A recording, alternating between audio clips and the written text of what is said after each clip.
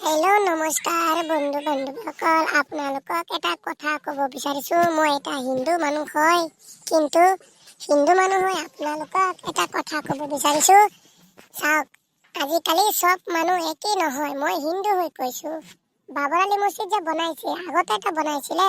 আপোনালোকে চাইছে হিন্দু মুছলিমৰ মাজত কেনেকুৱা কেচকাল চলি আছে। হয়, বাবৰি মছজিদটো যে বনালে, মই এটা হিন্দু মানুহ তথাপিও কৈ আছো, আমাৰ হিন্দু মানুহৰ কিমান ভাল নহয়।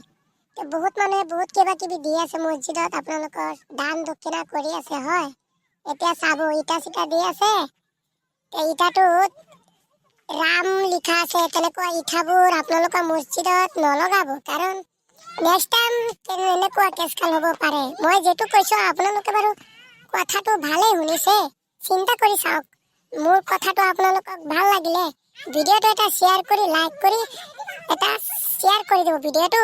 মই এটা হিন্দু মানুহ, তথাপিও আপোনালোকক হৈ কথাটো কৈছো, আৰু কাৰণ চব মানুহ এক নহয়। মানে মই কোনটো কৈছো, হাতৰ আঙুলি 5টা একেই নহয়, অলপ ডিফাৰেঞ্চ আছে। মই সেইটো ক'ব বিচাৰিছো। হ'ব দিয়ক, মই যিটো কৈছো আপোনালোকে বুজি পাইছে ন।